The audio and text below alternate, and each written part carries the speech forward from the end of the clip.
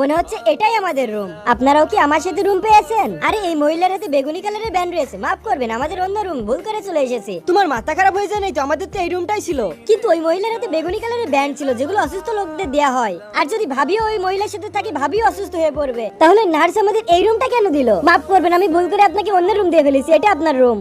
R please madam কাউকে বলবেন না। বোন ভালো হয়েছে তুমি আমাকে বলে দিয়েছো, নয়তো আমি অসুস্থ হয়ে পড়তাম। প্রেগনেন্ট মহিলাদের সবসময় সাবধানতা অবলম্বন করা উচিত। এর আগে আমার একটা বান্ধবী প্রেগনেন্ট ছিল, তখন একটা মহিলা আসে ওর কাছে, যা রেডিয়েন্সের মাধ্যমে চিকিৎসা করা হয়েছে। আর ওই মহিলাটি যাওয়ার সময় ওর পেট শুয়ে দেয়, এরপরে বাসায় আসার পরে ও অসুস্থ হয়ে পড়ে আর ওর মাথা ঘোরাতে থাকে। ধন্যবাদ বলার জন্য, এখন থেকে আমি অনেক সাবধানতা অবলম্বন করব। আজ তো সমুদ্রের তীরে অনেক মজা হবে। আমি ওইদিকে সমুদ্রের কিনারায় যাচ্ছি।